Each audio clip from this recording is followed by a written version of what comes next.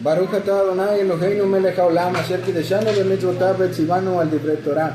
והערבנה אדוני אלוהינו את דברי תורתך ופינו פתחיות עמך בית ישראל ונהיה אנחנו בצאצאינו וצאצאי צאצאינו כולנו יודע שמך ולא מודה תורתך לשמה. ברוך אתה אדוני המלמד תורה לעמו ישראל. Amén. Bendito eres tú, Adonai, nuestro Elohim, Rey del universo, el que nos apartó con sus mitzvot y nos ordenó sobre las palabras de la Torah. Sean placenteras, por favor, Adonai, nuestro Elohim, las palabras de tu Torah en nuestra boca y en las bocas de tu pueblo, la casa de Israel. Y seamos nosotros y nuestros descendientes y los descendientes de nuestros descendientes, todos conocedores de tu nombre y estudiosos de tu Torah por su propio beneficio. Bendito eres tú, Adonai, el que le enseña Torah a su pueblo Israel. Amén. Baruch atah Adonai Eloheinu melech haolam asher b'charbanu mikol ha'amim v'natan lanu et torato. Baruch atah Adonai noten Torah. Bendito eres tú, Adonai, nuestro Elohim, Rey del universo, el que nos escogió entre todas las naciones al darnos su Torah. Bendito eres tú, Adonai, el dador de la Torah. Amén. Los maestros de Torah son como nuestros padres. ¿Qué? Y les voy a decir, ¿por qué? Estos son los descendientes de Aarón y Nadab, Abiú, Eleazar e Itamar. Este versículo solo menciona a los hijos de Aarón. Ellos son considerados también como los hijos de Moshe, porque les enseñó acerca de la Torah. Esto es acerca de cuando un maestro de cámaras, parece como papá con el rabí, nos enseña a nosotros, aunque no es un gran ejemplo porque nosotros sí somos sus hijos. Pero si papá le enseñara a otra persona, sería como a otra persona menor, sería como sus hijos, más o menos así. Porque cuando tú le enseñas a alguien, le das dedicación y esfuerzo para que le entiendan el tema. ¿No, papá? Y cuando enseñas acerca de la Torah, debes tratar a cada niño como si fuera propio. Porque cuando les damos atención, más amor, entonces comprenden mejor y entienden más acerca del tema y eso les beneficia mucho. Porque cuando aprendemos Torah, como le dice papá, nos da más iluminación. Y también los padres esperan que sus hijos los amen tal como ellos los aman. También los maestros deben tratarlos y amarlos al igual que relacionarse con ellos de una manera en que se gane su amor hacia ellos. ¿Y cuál es la enseñanza? Que cuando nosotros le enseñamos a alguien sobre la Torah, debemos tratarlo como si fuera, ahí se puede decir, como nuestro propio hijo, que le estás enseñando a sus. Ok. ¿Por qué se trata de la Comunicación, esfuerzo, tablas. Ok. A ver, hijo. Ok. En la parasha de hoy, inicia diciendo que cuenten a las personas del pueblo de Israel, pero no dice de la manera particular, no lo dice que cuenten en número, lo dice que cuenten en nombre. Y está cura el hecho de que digan nombres en vez de que cuenten el censo nada más números. El hecho de que diga eso, vamos a hacer un contrato, todos nosotros en nuestra vida siempre queremos destacar. Queremos tratar de ser mejor que otras personas o que se nos reconozca por hacer algo que nadie más ha hecho o por lo menos por hacer las cosas diferentes a los demás. Cuando uno busca destacar en la vida, es normalmente para que otros les den aprobación, otros les den una estima más alta que a otras personas, por el simple parte del ego, por la simple parte de resaltar. Sin embargo, cuando uno intenta resaltar no por cosas materiales, no por conocimiento, no por esto, no por aquello, sino por seguir el camino de la tierra, por intentar hacer las cosas correctas, se resalta con mayor grandeza a esa persona que solo se resalta porque tiene más dinero, tiene más propiedades, tiene más bienes, etcétera, etcétera, etcétera. En la parasha ya está hablando de que se cuenten, pero no de números, sino simplemente de nombres. Cuando hablamos de hacer un censo con números, estamos hablando de cuántas personas hay, y no le dan relevancia a esas personas, solo es de cuánto hay de ella. Cuando hablamos de nombres, les estamos dando una relevancia mayor al hecho de que esta persona es importante, por eso anotamos su nombre. Entonces el Eterno con eso nos da a entender esa parte de que todos nosotros, sin importar quién seamos, tenemos esa relevancia, tenemos esa parte de ser nosotros especiales, de ser nosotros alguien importante. El hecho es que tanto nosotros hagamos, contribuyamos para ese título, para ese reconocimiento que se nos debería dar, que tanto hagamos las cosas correctas, que tanto vayamos por el camino del Eterno y por las cosas. Otra cosa que estuve leyendo, pero es nada más en base, de hecho por eso te pregunté lo de si Shavuot ya era este Shabbat, okay. Porque dijiste que eso era en nuestro calendario, o no más Dije que nuestro conteo va diferente, por eso todavía no es. con lo del conteo. Entonces, hay personas que lo cuentan y que Shavuot ya es este mismo día. Bueno, 3 días más. el chiste es que En se esta alinea, semana, pues. en esta semana se alinea Shavuot junto con el Shabbat de la Parashá del desierto. Y hay una cosa muy curiosa con la parte de lo del desierto y Shavuot, que qué rayos tenía que ver la parte de la entrega de los mandamientos con el desierto, que porque se alineaban. En el desierto, así como lo hemos venido hablando mucho tiempo, es un lugar oscuro, un lugar donde la luz se revela con mayor facilidad y donde debería de haber parte de nosotros de intentar revelar luz en esos lugares. La entrega de los mandamientos es uno de los más grandes acontecimientos que ha habido, desde el hecho de que se nos dio la parte de qué es lo que teníamos que hacer y otras cosas, hasta la parte de que el pueblo de Israel sin eso pues no iba a estar guiado. El chiste era que era luz. Entonces, la parte de lo del desierto se alinea perfectamente con los Shavuot, porque justamente en esa festividad se puede revelar más luz junto con la Parashá. Es un darnos a entender a nosotros de que no importa la situación en la que estemos, nosotros tenemos que ser luz, tenemos que dar luz. Sí, como se ve en la película de Matrix, tiene mucha razón. Estamos aquí con un propósito y somos los que somos porque tiene un propósito y estamos en este lugar porque hay un propósito específico para estar en este lugar. Entonces, nada es casualidad ni coincidencia. En este caso, la Parashá, que es la que iniciamos el día de hoy con el libro de Bamidbar, en este libro de Bamidbar se narran muchas cosas, muchos acontecimientos que pasaron justamente en el desierto.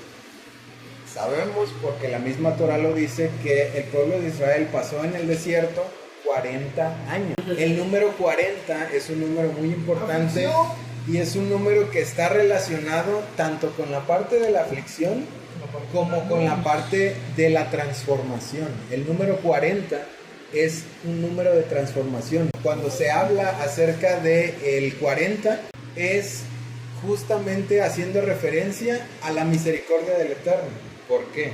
Porque la palabra Maim, la letra Mem, es el número 40. Entonces la palabra Maim, que inicia con Mem, es por un lado el agua, la misericordia, y por otro lado que es transformación.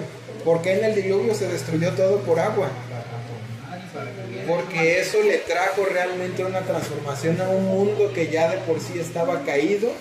Y a través del número 40, que llovió también 40 días y 40 noches, y muchas cosas que tienen que ver con el agua, con el 40 y con la transformación, es justo por eso que pasaron 40 años el pueblo de Israel en el desierto, para que esa transformación sucediera en ellos a través de lo mismo que el desierto también refleja, que es aflicción.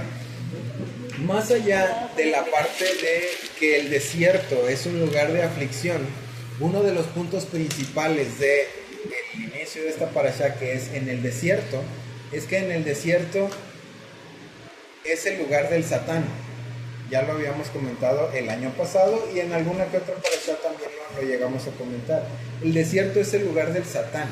¿Por qué el desierto es el lugar del Satán? Porque el desierto es un lugar inhóspito, es un lugar súper caliente por la mañana y súper frío por la noche. Un lugar donde que haya vida cuesta. De hecho, en su gran mayoría no hay vida. Hay mucho más vida en los lugares donde hay agua, cosa que en el desierto tampoco hay. Es un lugar donde todo el árbol de la vida, por eso es el lugar del Satán, es como esa 11ª dimensión, esa 11ª sefirá, que era el el lugar aparte del Satán es justamente un símil, el desierto de ese lugar donde solo habita el Satán y donde es todo oscuridad. ¿Cuál es el fin de que exista ese tipo de cosas en nuestra vida? Que nosotros podamos llegar a tener oportunidad. Cuando solo todo es bueno y todo es bonito y todo es chasqueo los dedos y aparece y todo es digo y se hace, cuando es así la vida no tiene sentido, es aburrida. Como ser humano no tiene sensación de logro, porque si, por ejemplo, vamos a suponer que a mí me gusta construir, que yo me gusta construir casas y entonces yo llego a un lugar y me contrata una persona para construir su casa y la persona me dice, yo quiero mi casa así, así, así, así, y entonces yo digo, ok, y hago así y la casa se construye automáticamente. Las primeras 100 casas a lo mejor es bonito, que yo llego y chasqueo los dedos y la casa se construye sola, pero después ya no voy a tener ganas de construir casa. ¿Por qué? Porque yo no hago nada literalmente para construir la casa. Porque yo solo chasqueo los dedos y la casa se construye sola. Porque no haces prácticamente esfuerzo. Porque no hay esfuerzo. Y una de las partes principales de nuestra vida es que nosotros nos ganamos nuestra luz a través del esfuerzo. Una de las partes principales del por qué estamos en este mundo, que es como el desierto literalmente, porque Malhut, este mundo, el mundo de Asiyá, el mundo donde tenemos que hacer acciones para que la luz pueda ser revelada, es un mundo oscuro. Es un mundo que no tiene luz. Todas las sefirot, arriba de Malhut, todas tienen luz propia. Keter, Chokmah, Binah, Gesed, Geburah, Tiferet, Netzach, Hod, Yesod, todas tienen luz propia. Pero Malhut no tiene luz. Malhut está afectada o está iluminada en base a lo que nosotros hacemos. Entonces, Malhut es como el desierto, es como este libro justamente, es la parte donde nosotros tenemos toda la oscuridad que se puede tener para que nosotros podamos revelar luz.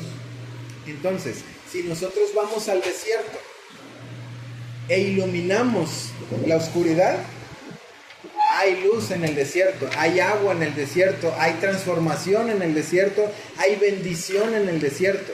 Pero si nos... Porque nosotros somos los que llevamos todo eso al desierto. Si nosotros hacemos lo que tenemos que hacer en este mundo, esforzándonos por hacerlo, esforzándonos por iluminar, esforzándonos por aprovechar las oportunidades que se nos presentan, si nosotros hacemos eso, traemos luz al desierto. ¿Qué fue lo que pasó con el pueblo de Israel?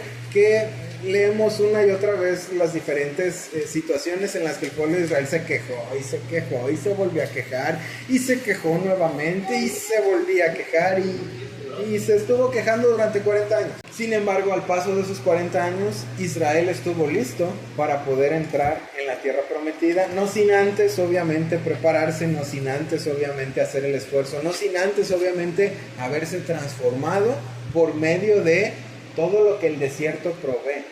Este mundo en el que estamos es como el desierto. Este mundo en el que estamos es esa oportunidad en la que nosotros podemos revelar la luz. Este mundo, ¿quién es el gobernante de este mundo?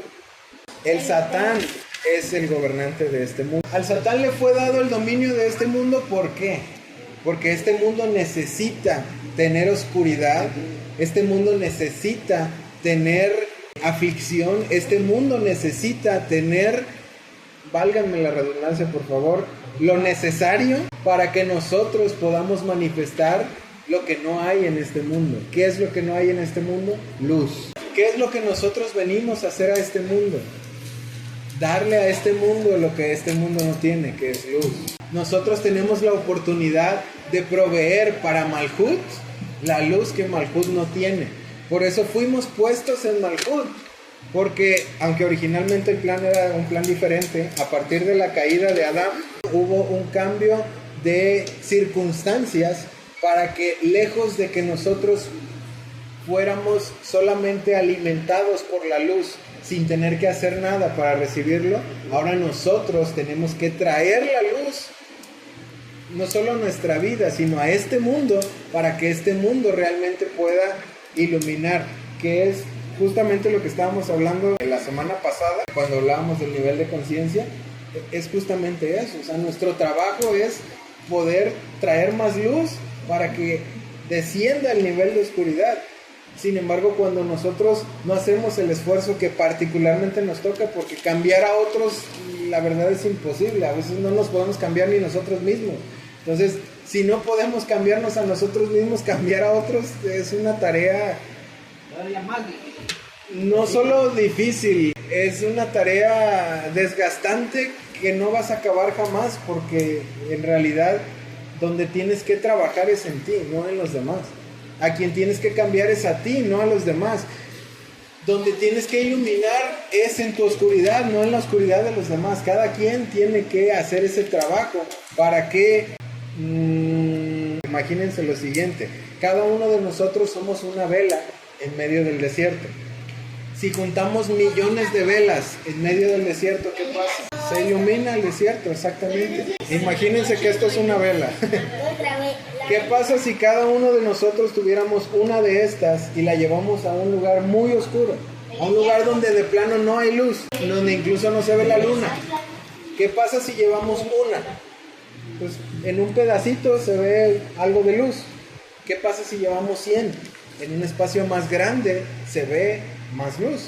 ¿Qué pasa si llevamos 1.000.000? En un espacio más grande se ilumina. Eso es justamente lo que venimos a hacer a este mundo. ¿Qué pasa cuando en lugar de que nosotros seamos una luz en este mundo, somos oscuridad para este mundo? No lo beneficiamos de nada. Exacto, no nos beneficiamos incluso ni a nosotros mismos. ¿Por qué? Porque este mundo ya es oscuridad. ¿Y qué pasa si nosotros traemos más oscuridad al mundo? Nada, sigue oscuro. Entonces, ¿qué pasa cuando no buscamos mejorar y no buscamos iluminar y no buscamos compartir de esa luz a todas las personas que nos rodean, a todas las personas con las que interactuamos, a todas las personas para las que podemos ser luz? ¿Qué pasa? No hay luz, no pasa nada. Sigue todo igual de oscuro. Todas las personas siguen haciendo lo mismo que constantemente hacen y no traemos a este mundo la transformación que este mundo necesita para que pueda venir el Mesías y ahora sí reformar todo como fue en el principio. ¿Cuál es el propósito de que nosotros estemos aquí? El que podamos iluminar en el desierto, así como inicia esta parasha. El que podamos ser luz, la luz que no hay. El que podamos ser una transformación no solo para nuestras vidas, sino para las vidas de todos aquellos que interactúan con nosotros. Como decía Abdel cuando dijo su comentario, el hecho de que nosotros compartamos de lo que conocemos con otra persona, con ese cariño, como si fuera una persona a la que apreciamos mucho, como si fuera un pariente nuestro, como si fuera un hijo nuestro, ¿no? Porque no siempre te caen bien los vecinos. Los vecinos y todas las personas con las que interactuamos con ellas por una razón, no por una sola única razón, sino por la razón es para que nosotros podamos traer luz. Si hay oscuridad, hay una oportunidad. Si hay oscuridad, tenemos que traer luz. Entonces, cada situación donde hay oscuridad en nuestra vida, cada situación donde se ve la dificultad, cada situación donde vemos oscuro y no vemos cómo se va a terminar esa situación oscura, es una oportunidad. ¿La oportunidad de qué? De que nosotros seamos luz, Bamidbar, en el desierto. De que nosotros podamos traer lo que el pueblo de Israel trajo al desierto. ¿Qué trajo el pueblo de Israel al desierto? Un lugar donde no hay comida, un lugar donde no hay agua, un lugar donde hace mucho frío, un lugar donde hace mucho calor. ¿Qué fue lo que trajo el pueblo de Israel al desierto? La luz, literalmente. ¿Por qué? Porque en el desierto donde no hay comida, todos los días les llovía comida. En el desierto donde no hay agua, había una peña, una roca que les daba agua todos los días. Y lo seguía aparte. En el desierto donde hacía mucho calor, había nubes que protegían al pueblo de Israel y les daban sombra. Y los guiaba esa nube. Y en el desierto donde hacía mucho frío, había una columna de fuego en la noche que mantenía alejado el frío de todo el pueblo de Israel. Entonces, ¿qué es lo que trajo el pueblo de Israel al desierto? Literalmente trajo luz. Literalmente trajo todo lo que no había al desierto. Ese es el ejemplo de lo que nosotros tenemos que hacer en nuestro desierto, de lo que nosotros tenemos que hacer en nuestra vida. Nosotros somos puestos en este mundo, en un lugar como el desierto, un lugar inhóspito, donde falta luz, donde falta comida, donde falta agua, donde falta de todo, donde hace mucho calor y mucho frío al mismo tiempo. Sí, y somos puestos ahí para tener la oportunidad de que todo lo que hace falta en ese lugar oscuro, lo traigamos nosotros. Así como el pueblo de Israel trajo al desierto lo que en el desierto no existía, nosotros tenemos la oportunidad de traer al desierto lo que no hay en el desierto. ¿Qué es lo que falta, por ejemplo, en nuestro mundo? En muchos aspectos, por ejemplo en la escuela, que se da mucho que se burlen de otra persona. ¿Qué es lo que falta ahí? Que nosotros no seamos parte de los que nos burlamos de la otra persona. ¿Qué falta en los lugares en donde tenemos la oportunidad de ayudar a alguien y no lo hacemos y nos volteamos para otro lado en lugar de ayudar a la persona? Falta que nosotros iluminemos ayudando a las personas. ¿Qué falta en lugares donde hablan de otras personas y nosotros estamos ahí presentes, el que pongamos un alto y un límite para que no se hable más mal de otras personas? Entonces, todas y cada una de las circunstancias en las que nos envolvemos, en las que tenemos el desierto, la oportunidad, son circunstancias en las que podemos iluminar, en las que podemos traer algo bueno al mundo y en las que podemos elevar el nivel de otras personas si las afectamos con nuestra luz. Pero si en lugar de defender a alguien que necesita defensa, nosotros somos de los que golpeamos, si en lugar de ayudar a alguien que necesita ayuda, nosotros somos de los que nos vamos y no hacemos nada por el prójimo, si en lugar de poner un alto a aquellos que hablan mal de otras personas, nosotros también hablamos mal de esas personas, entonces no estamos siendo luz, no estamos afectando de manera positiva a este mundo, estamos haciendo que este mundo se hunda más en la oscuridad, en el desierto, y que este mundo sea más dominado y sea más controlado por aquel que es el que habita el desierto, que es el Satán. Entonces, en el desierto, vamos otra vez al desierto, porque ahí estamos. En el desierto hay una particularidad y es que no hay límite. En el lugar del Satán, las Sefirot están dentro del árbol de la vida, están bien delimitadas. ¿Qué es Keter? ¿Qué es Jochma? ¿Qué es Binah? ¿Qué es Gesed? ¿Qué es Geburah? ¿Qué es Tiferet, Netzachot, Yesod, Malhut? Cada una están bien delimitadas y cada una sabemos para qué sirven y qué beneficio tienen en nuestro árbol de la vida. Pero en el desierto, las Sefirot ya no se ven de la misma manera. En el desierto todo es borroso, en el desierto todo es sin límite.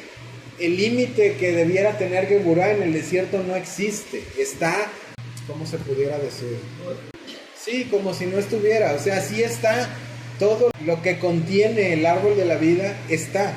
Sin embargo, para que tenga su función específica en el desierto, o volvemos al punto, en Malhut, en la oscuridad, en el lugar en donde nosotros nos encontramos, se tiene que delimitar cada una de las diferentes sefirot para que cumplan la función que tienen que cumplir, y no que pase que cuando nosotros tenemos que ejecutar aquello que tiene que ver con Gesed, ejecutemos Geburah, ejecutemos algo negativo, ejecutemos juicio cuando se necesita misericordia, que en lugar de tener un balance nos inclinemos más a un lado que a otro. En lugar de hacerle bien a nuestro prójimo, le demos la espalda a nuestro prójimo cuando lo necesita. En lugar de traer luz, traigamos más oscuridad y más necesidad. Hay lugar, que es el desierto, donde hay necesidad y donde hay oscuridad. Entonces, el que borra los límites es el Satán. Si nosotros hacemos eso, si nosotros quitamos la delimitación que tiene cada una de las sefirot en este mundo, donde es un mundo de oscuridad, ayudamos al Satán a que haga su trabajo. que él de por sí lo hace bastante bien, no necesita ayuda, lo hace de manera óptima. Pero cuando nosotros contribuimos a que él haga su tarea, estamos yendo totalmente en contra de lo que es traer luz al desierto, de lo que es traer luz a este mundo, de lo que es realmente iluminar este mundo que necesita luz. Un ejemplo claro de esa parte donde se pierden los límites y donde el Satán quiere hacer su función es la parte donde Yeshua es puesto en el desierto, donde el Mesías es puesto en el desierto, y dice que durante 40 días estuvo siendo tentado, estuvo teniendo su oportunidad con el Satán, pero ahora sí, literalmente no con el Satán interno que nosotros conocemos, sino con el Satán que gobierna sobre este mundo. ¿Cómo le dicen? El chamuflais, el coludo, el chamuco, y el patas de cabra y de gallo, el del trinche, o sea, tiene muchos nombres. Ajá, ese. Pero Yeshua, ¿qué fue lo que hizo durante esos 40 días que estuvo siendo tentado en el desierto? Delimitó lo que el Satán quería hacer borroso, lo que el Satán quería que no tuviera límite. Yeshua le puso límite a cada cosa conforme a lo que está escrito en la Torah. No conforme a lo que se le fue ocurriendo, ni conforme a lo que le dijo el vecino o le dijo algún conocido que se encontró en la calle. Conforme a lo que está escrito en la Torah, él puso límite al Satán, le puso límite al desierto, le puso límite a la oscuridad con luz. Eso es lo que nosotros estamos llamados a hacer, y eso es lo que esta parashá de inicio tiene, el que nosotros podamos tener los límites correctos de cada uno de los aspectos de nuestra vida completa, de cada una de las sefirot de nuestra vida completa, delimitarlas de la manera correcta para que en el lugar en donde no hay límites, donde todo se hace confuso, donde todo se hace borroso, donde todo está difuminado y no sabemos si es bien o mal lo que estamos haciendo con respecto a la Torah, podemos saber qué es lo que sí está bien y mal, y aún en el lugar oscuro podemos delimitar cada una de las cosas como tienen que ser delimitadas para que realmente podamos llegar a tener luz, para que nuestra vida realmente pueda llegar a ser luz, para que nosotros podamos ser esa transformación que se necesita en el desierto, y que el desierto provee la oportunidad de que nosotros seamos esa transformación, de que nosotros seamos esa misericordia, tomando en cuenta la palabra mem, que es el 40, la transformación, que nosotros seamos esa misericordia que el Eterno pone en el lugar oscuro para que sea iluminado, para que, como el pueblo de Israel, todo lo que no había en el desierto, el pueblo de Israel lo trajo. Fue literalmente luz en el desierto, y durante esos 40 años tuvo toda la oportunidad para poderse transformar.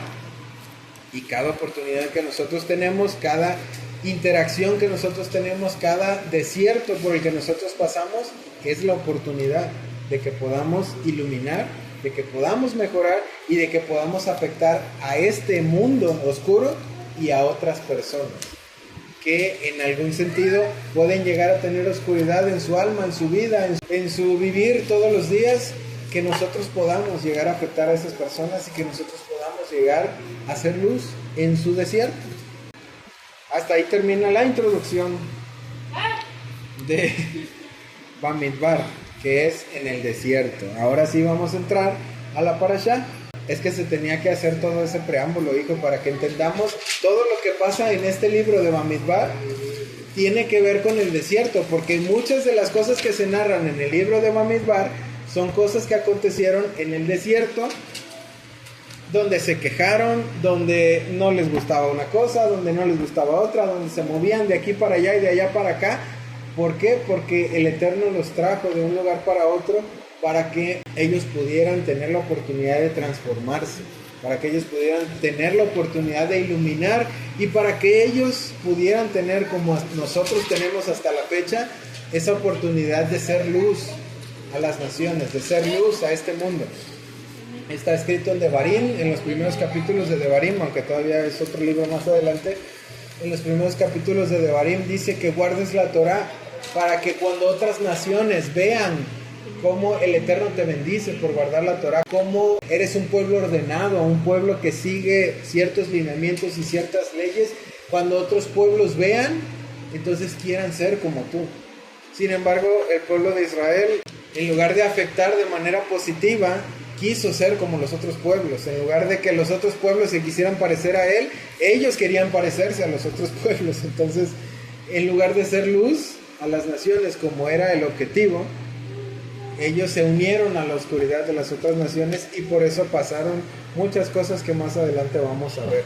Entonces vamos a comenzar con la parashá de Bamidbar.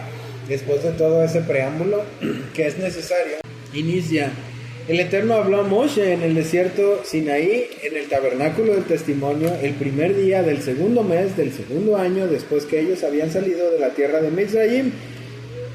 Y él dijo: toma un censo de la asamblea completa de los hijos de Israel por clanes y familias, registra los nombres de todos los hombres de 20 años de edad y más que están sujetos al servicio militar en Israel. Tú y Aarón los enumerarán compañía por compañía.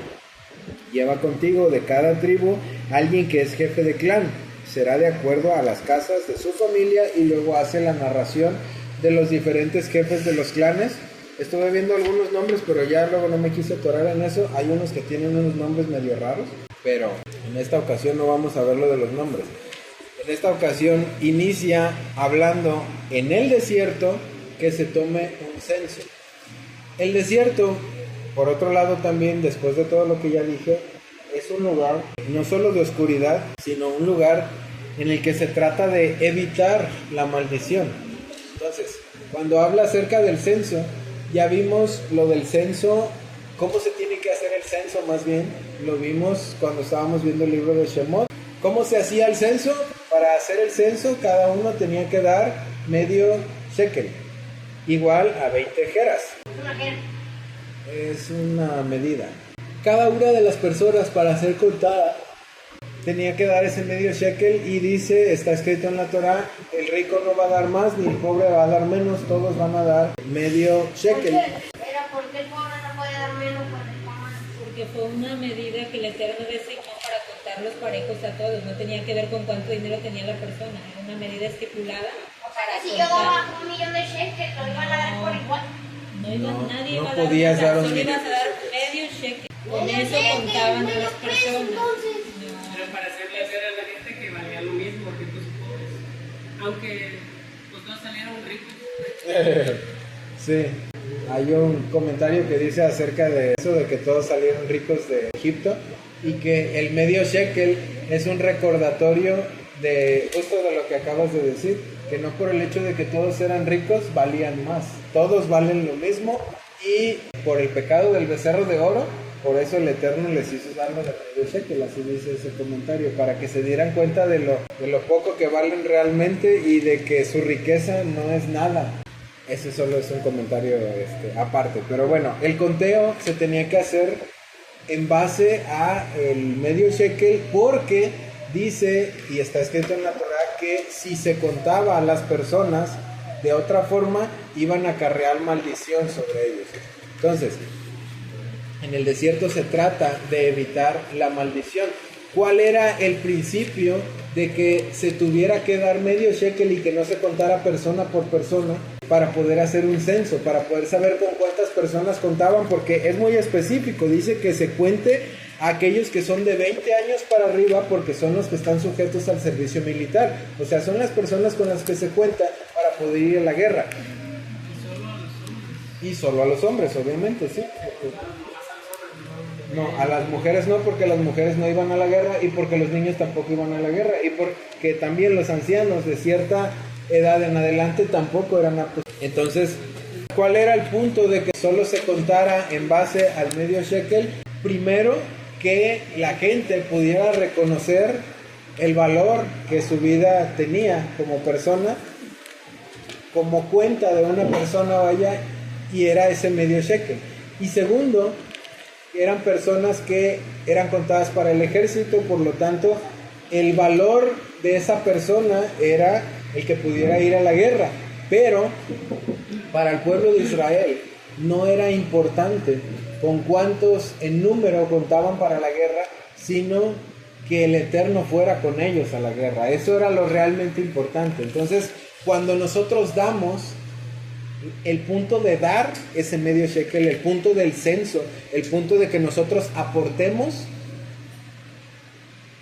el dar es un reconocimiento al Eterno. El dar es un reconocimiento de que nosotros estamos aquí y tenemos con qué dar gracias a la misericordia del Eterno. Por lo tanto, si nosotros vamos a la guerra, nosotros reconocemos que si ganamos esa guerra o si salimos a la guerra, es por el Eterno que vamos a pasar esa guerra, que vamos a salir victoriosos de esa batalla, que vamos a salir triunfantes, que en cada una de las situaciones en las que nosotros encontremos podemos confiar en que el Eterno puso esa situación diseñada de una manera totalmente especial para nosotros, con el afán de que nosotros podamos salir victoriosos de ahí, sin contar con qué tan buenos somos, sin contar con cuánto dinero tenemos, sin contar con qué tan hábiles somos, sin contar con nada más que con la misericordia del Eterno, que es el principio de por qué se hace el censo, dando el medio shekel y no contando a las personas de otra manera. ¿Por qué? Porque primero tenemos que reconocer de dónde viene todo, que es del Eterno, al dar.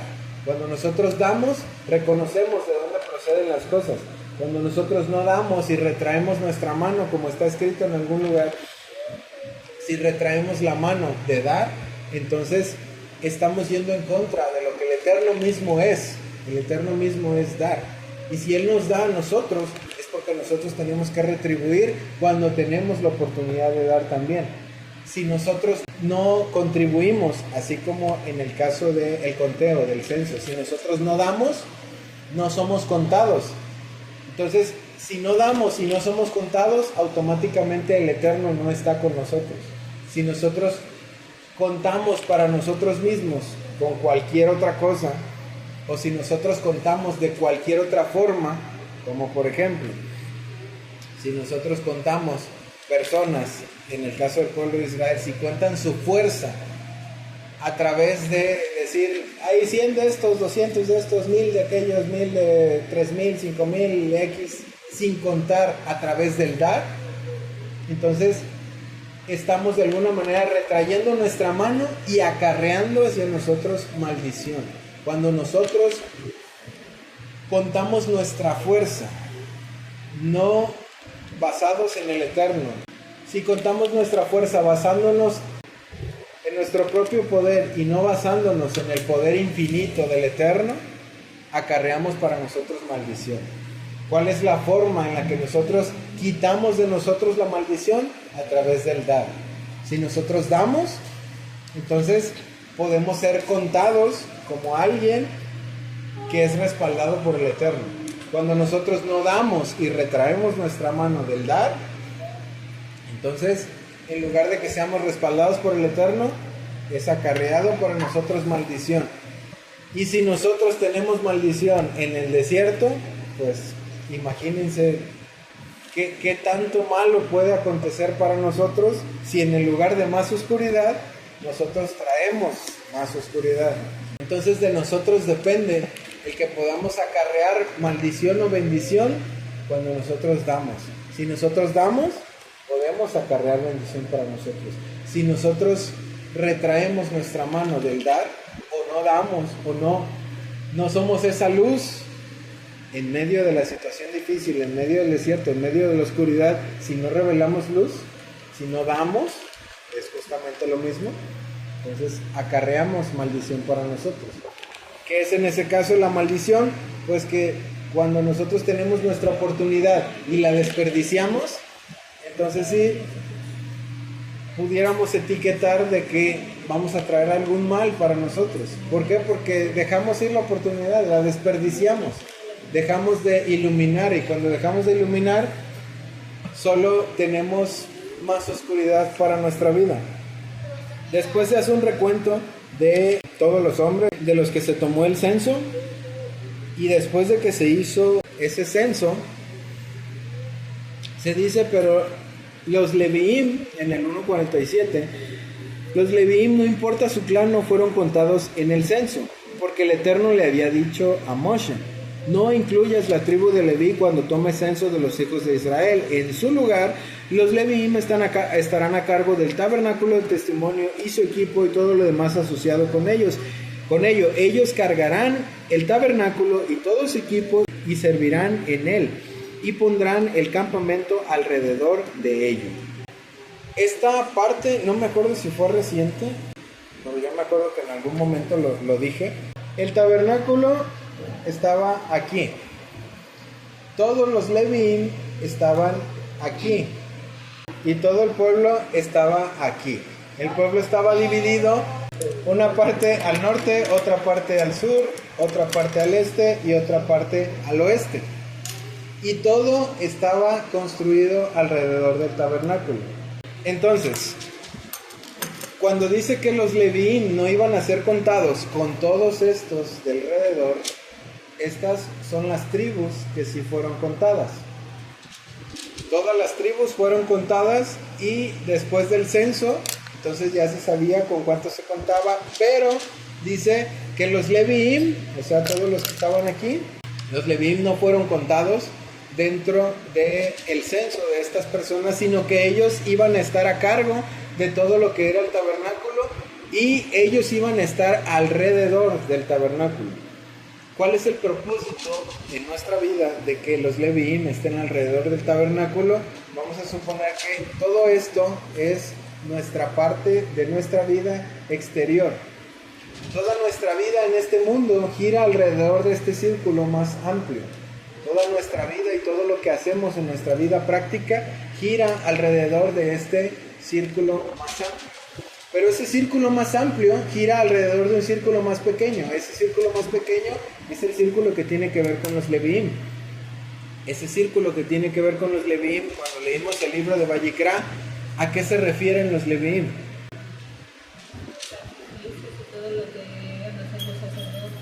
Ajá, los Leviim, o toda la tribu de Leví, específicamente la familia de Aarón, con ya lo que tiene que ver con el tabernáculo.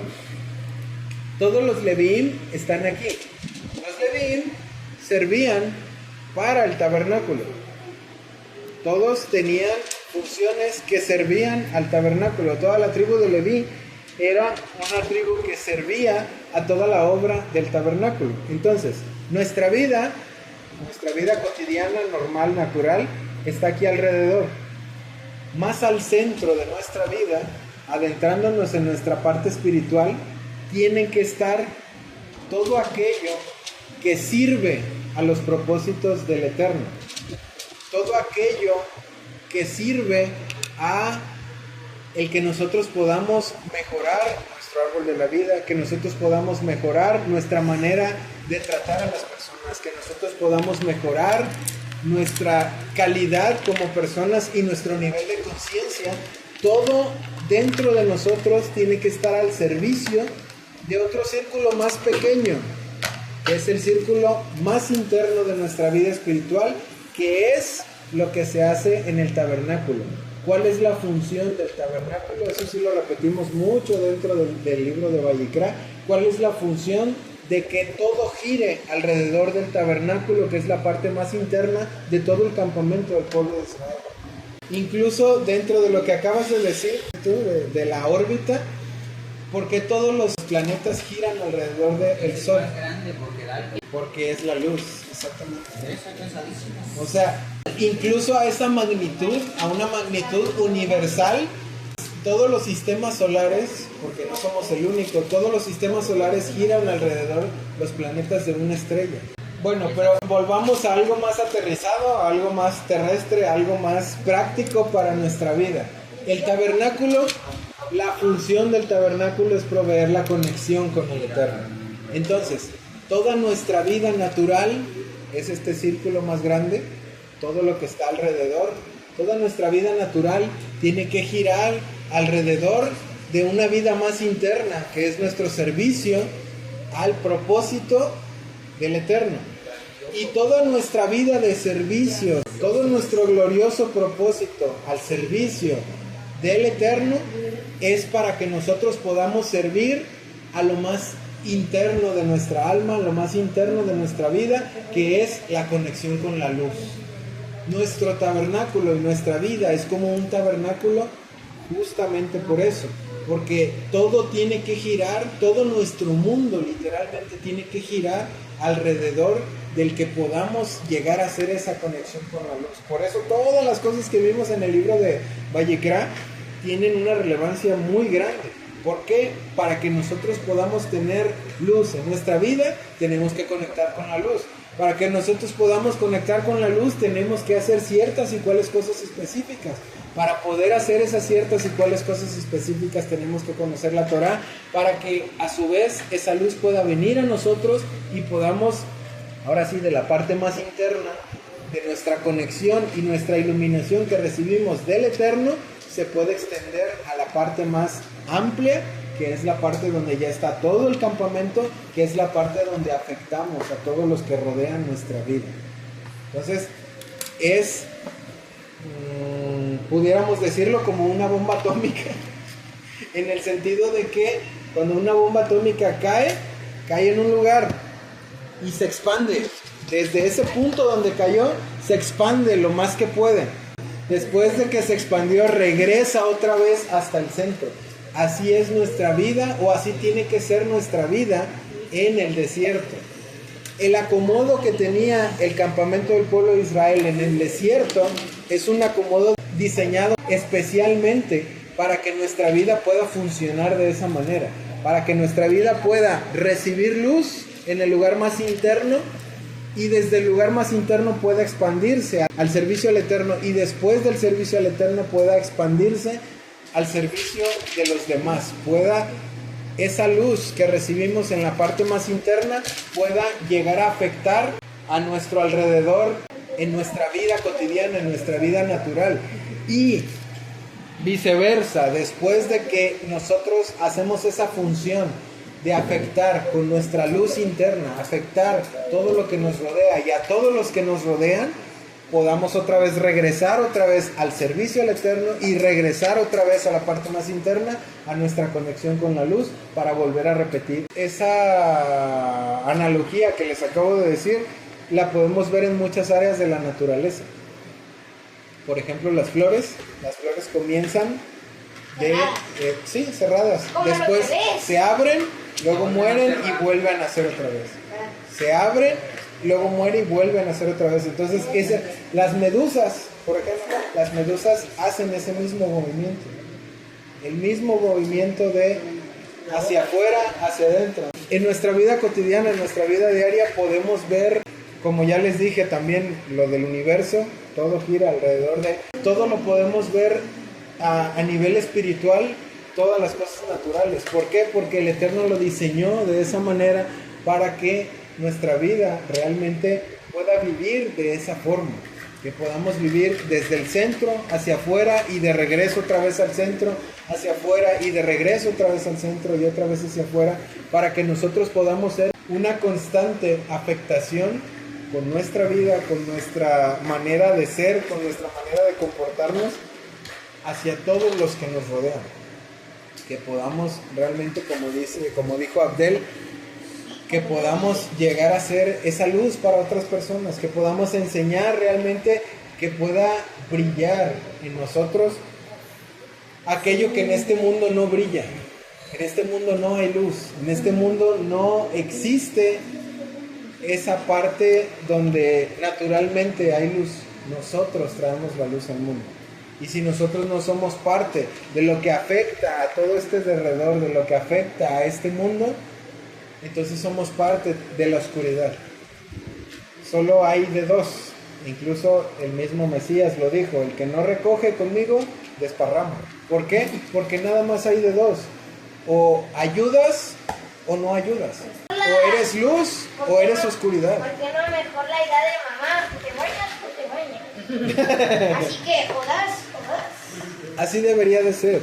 Pero como el Eterno nos creó con la libertad de decidir, Entonces, finalmente nosotros tomamos la decisión de ser luz o no ser luz, de afectar a nuestro alrededor o solo quedarnos en nuestra parte más interna, cosa que finalmente nos puede llegar a dañar.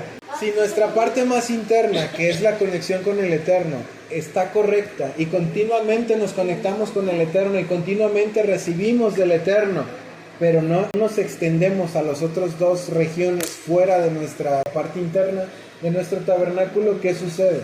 ¿Qué sucede si nosotros solamente nos enfocamos en nuestra parte interna y en la parte que tiene que ver con la conexión con el Eterno y nosotros estamos sumamente conectados con el Eterno y nos enfocamos en nosotros mismos y recibimos luz en abundancia, pero no nos extendemos a los otros dos círculos? ¿Sí? Vamos a hacer como si pajarito. Sí, más o menos. Pero no, ahí está el problema, no se expande. Se ensancha. Y si tú vas En el buen sentido. se llena y no compartes esa luz con otras personas. ¡Explota! No, no explota. Se pudre. Se llena, ya no sirve, entonces ya no puedes meterle Sí, más. se Entonces, pudre. compartes esa luz con otras personas y la vasija se va haciendo más grande, te permite alcanzar Para más. poder recibir, algo así.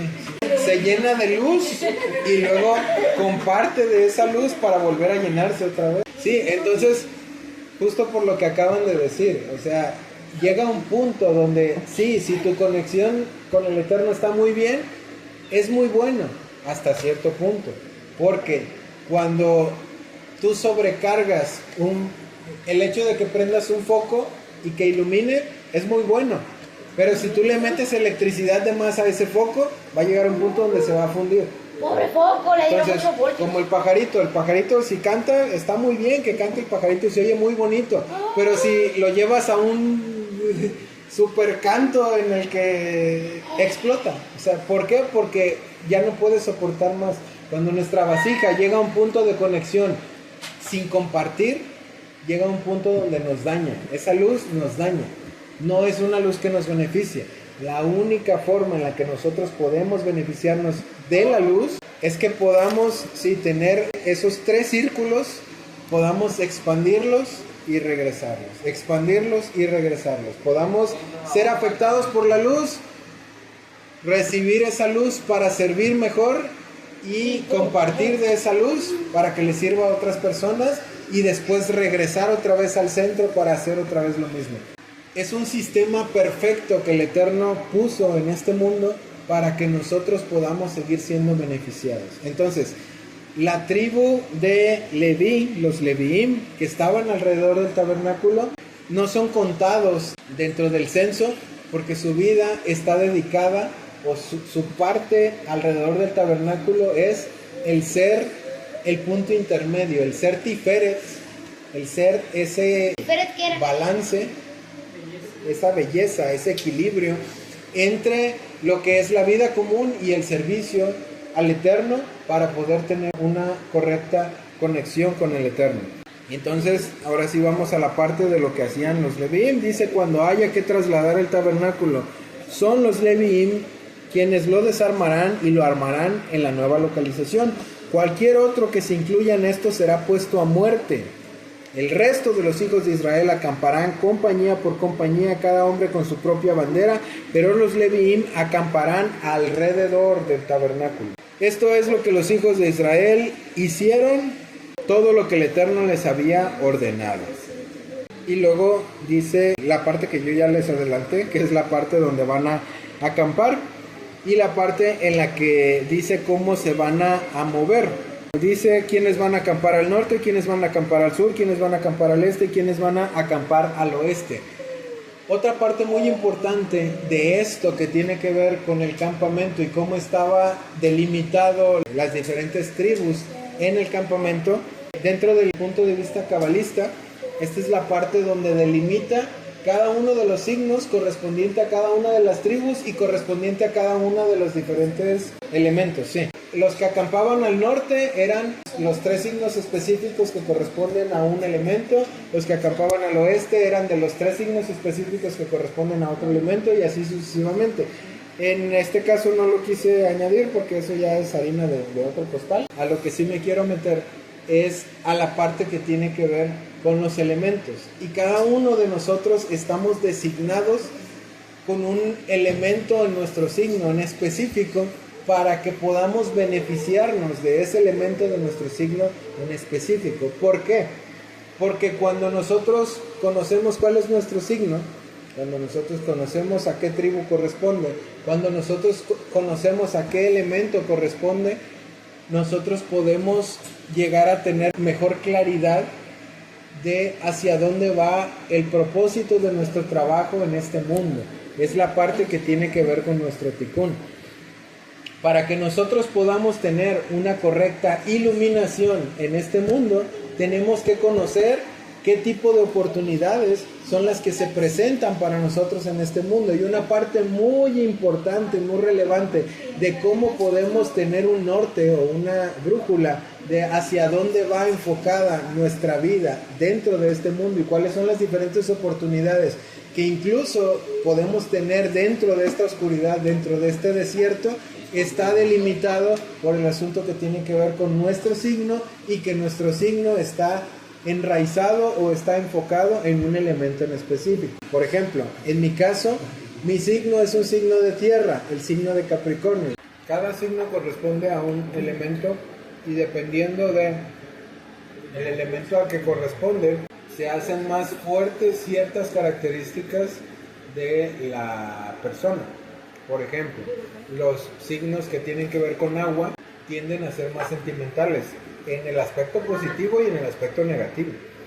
Por eso los signos que tienen que ver con agua, que son el signo de Piscis, el signo de Cáncer y el signo de Escorpión, tienden a ser rencorosos porque tienden a ser muy volubles como el agua, tienden a moldarse como el agua, tienden a derramarse como el agua y tienden a llevarse todo como el agua. Exacto. Entonces, el hecho de que sepas a qué corresponde tu signo, hay una mayor probabilidad de que empieces a trabajar en las cuestiones que necesitas trabajar ya de por sí en tu vida normal, natural, cotidiana, y que cuando veas esas oportunidades que se te presentan, tú ya sabes. En nuestro caso, cuando tenemos las diferentes oportunidades, si no sabemos más o menos qué tipo de oportunidades se nos van a presentar, es más complicado que podamos aprovechar y revelar luz en las diferentes oportunidades de desierto que se nos atraviesan. Entonces, una de las formas en las que podemos saber hacia dónde van nuestras diferentes oportunidades que podemos llegar a tener está basado en los signos, que en la mayoría de los casos es muy atinado. Hay obviamente personas a las que no siempre les corresponde todo lo que tiene que ver con el signo, porque hay muchas personas que han corregido en muchos aspectos. Depende del nivel de corrección que tengas, es los diferentes tipos de oportunidades o las diferentes cosas que se te hacen difícil o se te hacen fácil en cuanto a lo que tiene que ver con tus signos. Los signos de aire, como lo son Libra, como es Sagitario y como es Acuario, son signos que tienden mucho a ser volubles, tienden mucho a la inestabilidad, en algunos sentidos tienden mucho a la indecisión, tienden mucho a la facilidad de ser como el aire que se mueve en diferentes direcciones. En la vida de los signos que tienen que ver con el aire sucede mucho así. O sea que nuestro signo nos caracteriza a nosotros mismos, ¿no? Hay características que tienen Mucho que ver con nuestro signo. Influye, ¿no? Influyen mucho, sí. Bueno, en el caso del otro cuarto de los signos que podemos llegar a tener, están los signos de tierra, como son el caso de Tauro, el caso de Capricornio y el caso de Aries. Bueno, no me acuerdo si Aries es fuego. El caso de los signos que tienen que ver con la tierra, que son signos muy aterrizados, que son signos poco espirituales, que son signos muy dados a lo material, muy dados a lo que podemos ver, tocar, oler y sentir. Muchos de los científicos son de signos de tierra justamente por eso, porque ellos quieren tener lo físico, quieren tener las pruebas de las cosas para poder creer en las cosas. Entonces, eso es parte de lo que se tiene que trabajar en los signos de tierra.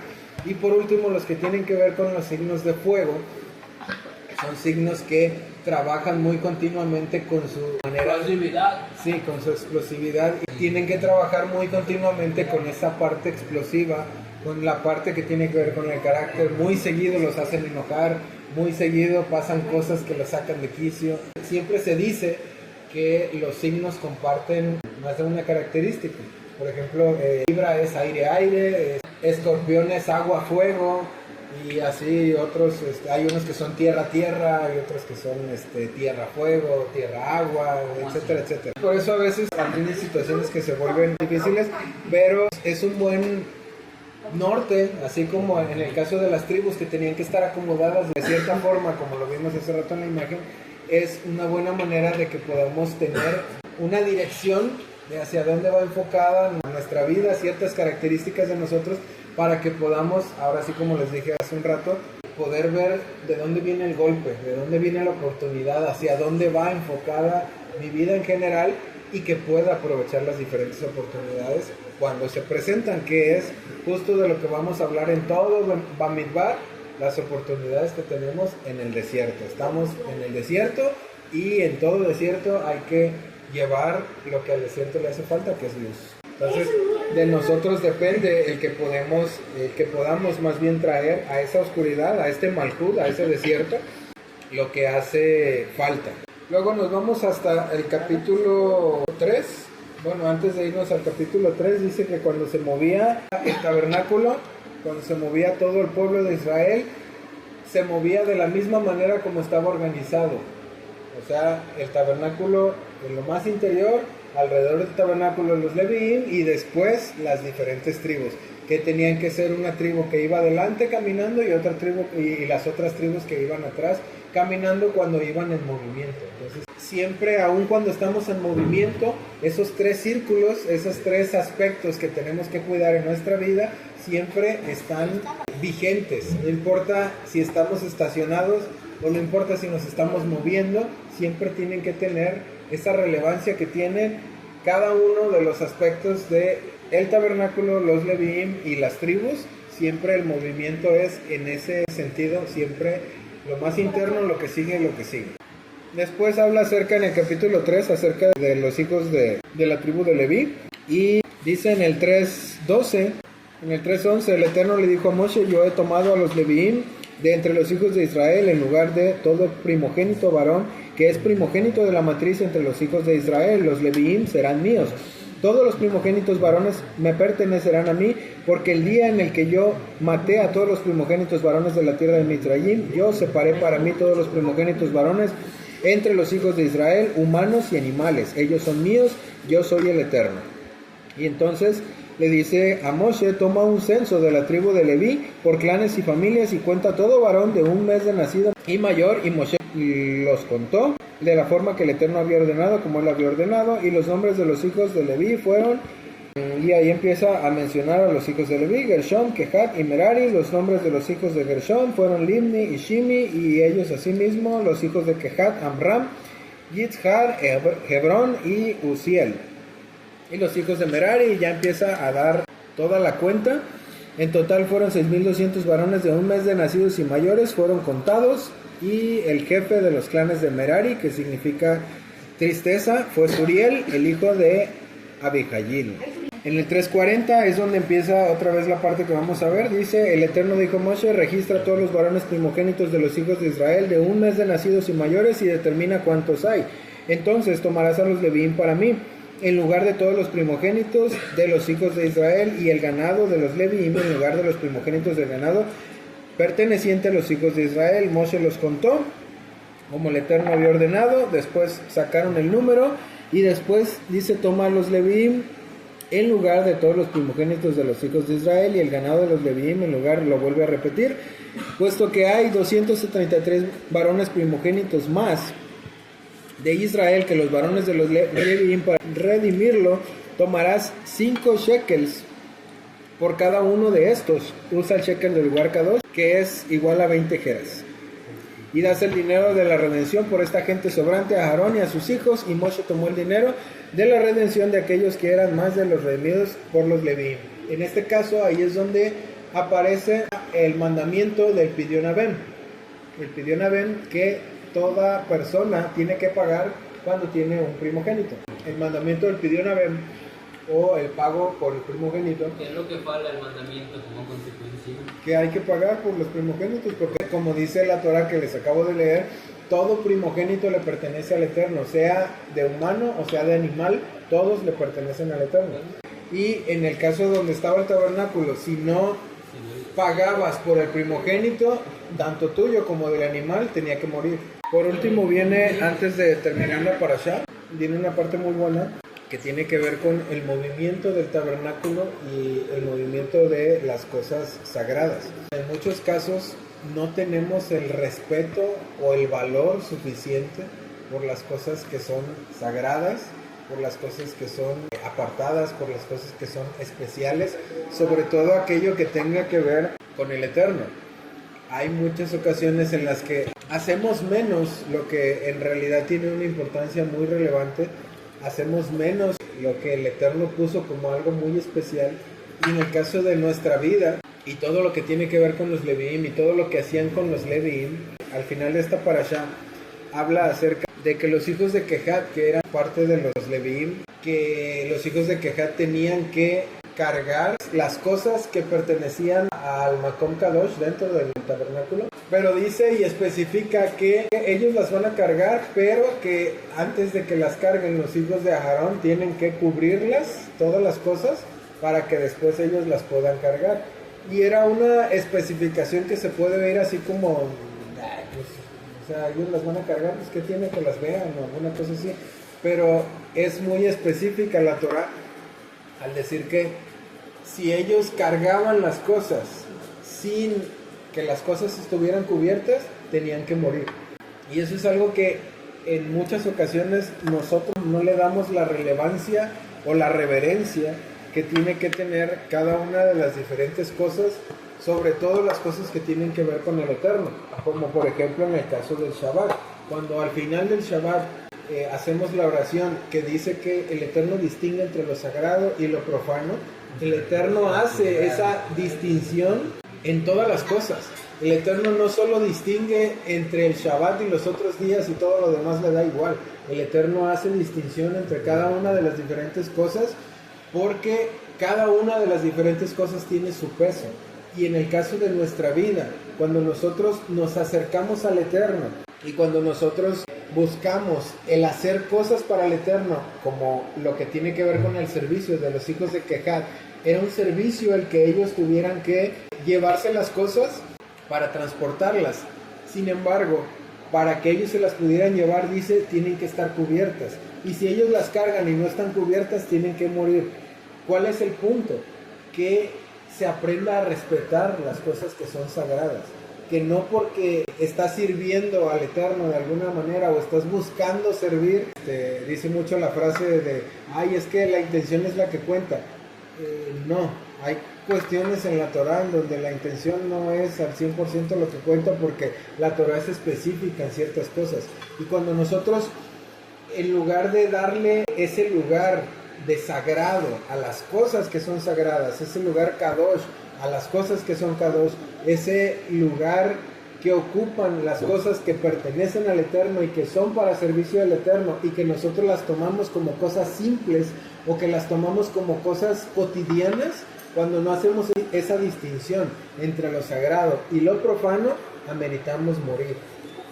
Y el Eterno no nos va a matar de una forma física, pero el Eterno sí mata de alguna manera nuestra recepción de luz por estar tomando en poco lo que deberíamos de tomar como algo sagrado, deberíamos de tomar como algo especial. Dícese del Shabbat, por ejemplo, dícese de las fiestas, el servicio, de la alabanza, de nuestra oración, de cualquier cosa que tenga que ver con servicio al Eterno, y que son cosas sagradas y que son cosas únicas y que son cosas que tienen que tener un nivel especial, no igual que cualquier otra cosa, y no hacerlo nada más por hacerlo, como en el caso de que no se tienen que llevar las cosas si no están cubiertas. Nuestra vida tiene que ejercitarse en las cosas espirituales, pero siempre en cierto sentido, por eso es que se pone esta cosa, siempre tiene que estar cubierta nuestra vida, siempre tiene que estar protegida nuestra vida para poder llevar a cabo las cosas que son de mayor espiritualidad. Por eso es que se tomó como costumbre la parte de cubrirse la cabeza, porque cuando uno estudia Torah, por ejemplo, parte del estudiar Torah se dice que es una recepción de luz muy grande. Entonces, para evitar que sea una recepción de luz que pueda llegar a dañarme, se utilizó lo de la cubierta en la cabeza. En el caso de las mujeres, también lo dice Shaul, que una mujer que ora profetiza con la cabeza descubierta y etcétera, etcétera. La cobertura es por protección, como en el mismo caso de los hijos de Kehat, que tenían que cargar los utensilios y el mobiliario del tabernáculo. La cobertura era para protección, pero no para protección de los muebles del tabernáculo, sino para protección de las personas que iban a tener interacción con algo espiritual. Entonces, esa es la razón por la que tenemos que buscar esa protección, o el hacer las cosas de la manera correcta para tener esa protección y no entrar a una conexión espiritual que pueda llegar a dañarnos. ¿Por qué la gente se moría cuando entraba en contacto con cosas sagradas como el arca, como la menorá y los Sí, porque recibe una... A ver. Cuando recibes demasiado es demasiado para tu cuerpo. Es demasiado para tu cuerpo el recibir tanto, porque estamos acostumbrados a no recibir tan gigantescas, tan demasiadas cantidades. Así es. Y entonces, para poder estar cubiertos, para tener esa protección, tenemos que abordar las cosas espirituales de la manera correcta. Hacer las cosas espirituales de la manera correcta. Darle el lugar sagrado que tienen las cosas espirituales con las formas correctas. Porque si lo hacemos de manera incorrecta, entonces ahí sí aplica la de si lo hacen de manera incorrecta, tienen que morir. Y eso es parte de lo que pasa cuando recibimos una sobrecarga. Parte de nosotros muere. Y volvemos a la parte del principio. ¿Qué pasa cuando estamos hablando en el desierto y estamos hablando del lugar de oscuridad y estamos hablando de todo eso? Y termina la parashá hablando acerca de esta parte donde hay una sobrecarga y tiene que morir. ¿Qué pasa cuando un foco se sobrecarga? En lugar de iluminar, sí, y volvemos otra vez a la oscuridad. Entonces, para que en lugar de que haya oscuridad en el desierto haya luz, tenemos que tomar las cosas sagradas de la manera correcta y hacerlas con la protección correcta para que haya iluminación en lugar de que haya oscuridad. Si lo hacemos de manera incorrecta, se funde. Si lo hacemos de la manera correcta, iluminamos. Entonces, así terminamos con la parashá Bamidbar, que es una parashá que nos va, ese concepto desde el inicio, nos va a acompañar toda la parashá, y esa oportunidad de tener el desierto y la oscuridad para que podamos transformarnos. Nuestro Elohim y Elohim de nuestros padres, con una buena señal, comienza para nosotros estos 6 días de trabajo que vienen hacia nosotros en paz. Exentos de todo error y pecado y limpios de toda transgresión, culpa y maldad, y apegados al estudio de la Torah y a las obras buenas, y agraciados con sabiduría, entendimiento e intelecto de tu parte, anuncia para nosotros en ellos regocijo y alegría, y que no se despierte la envidia de los hombres en nuestro corazón. Nuestro Rey y nuestro Elohim, pon bendición, ganancia y éxito en todas las obras de nuestras manos. Y a todo aquel que aconseje a nosotros y a tu pueblo Israel un buen consejo y un buen pensamiento, fortalécelo, bendícelo, agrándalo y sosténlo. Cumple su consejo como está dicho, te dará a ti de acuerdo a tu corazón y todos tus consejos realizará. Y está dicho y decretará y dirá y se cumplirá para ti, y sobre tu camino brillará la luz. Y a todo aquel que aconseje a nosotros y a tu pueblo Israel un consejo que no sea bueno y un pensamiento que no sea bueno, invalídese su consejo. Como está dicho, Adonai invalida el consejo de las naciones y arruina los pensamientos de los pueblos. Y está dicho, aconsejarán un consejo y se invalidará, planearán planes y no serán, pues de nuestro lado está Elohim. Amén. Y abre para nosotros, Adonai nuestro Elohim, en esta semana y en toda semana, puertas de luz, de bendición, de alegría, de regocijo, de gloria, de buen consejo, de canción, de placer, de bienestar y de vida. Puertas de bien, de salvación, de perdón, de sustento, de aprendizaje, de alimento, de indulto, de consolación, de perdón, de ayuda, de redención, de manutención, de justicia, de júbilo, de dignidad, de curación completa y de paz, puertas de reposo, de Torah, de oración, de arrepentimiento y de salvación. Como está escrito, la salvación de los justos viene de Adonai, el que los fortalece en su momento de angustia, y los ayudará a Adonai y los rescatará de los malvados y los salvará, pues confían en él.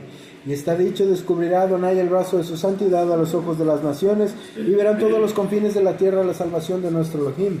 Y está dicho, todos tus vigías alzarán su voz juntamente y se regocijarán, pues todos los ojos verán el retorno de Adonai a Sión. Y cumplirá para nosotros Adonai nuestro Elohim el verso que dice: cuán gratos son sobre las montañas los pies del mensajero que anuncia paz, que proclama el bien, que anuncia salvación, diciendo a Sión, reina tu Elohim. Lo primero para Sión Elohim y para Jerusalén, un mensajero guerrero. Kos Yeshuot Esau Beshem Adonai Ekra. La la la la la la la la la la la la la Baruch atah Adonai Eloheinu melech haolam borei peri hagafen borei peri hagafen. Amén. La la la la la la la la la la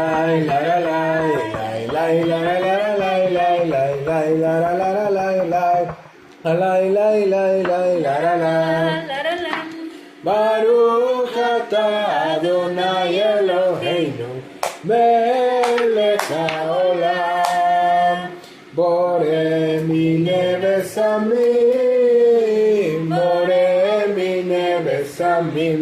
Amén. La la la la la la la la la la la la la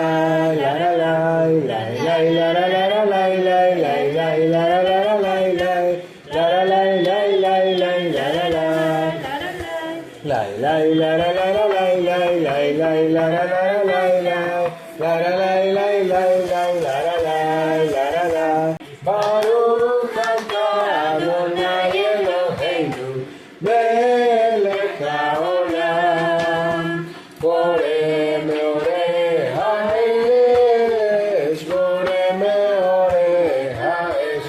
Amén. La la la la la la la la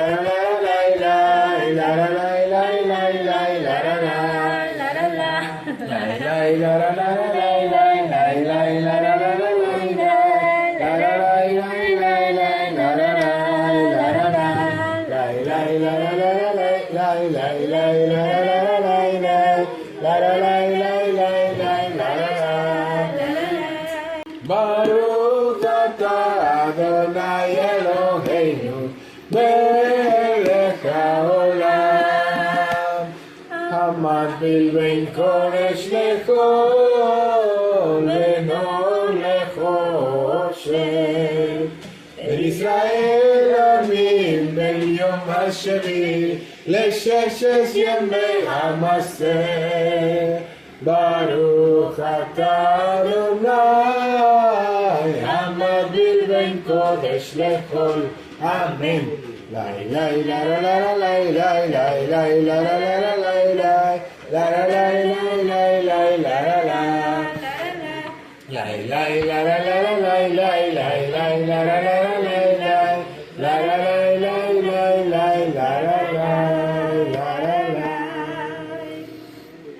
Eliyahu Hanavi, Eliyahu Hatishmi, Eliyahu, Eliyahu, Eliyahu Hagilavi, Bimera v'yamenu, Yavu Eleinu, Im Mashiach ben David, Im Mashiach ben David, Eliyahu Hanavi, Eliyahu Hatishvi, Eliyahu, Eliyahu, Eliyahu Hagiladi.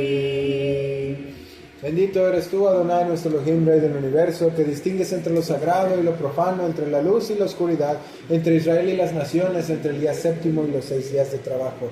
Bendito eres tú, Adonai, que distingue entre lo sagrado y lo profano. Amén. Amén. Shavua Tov.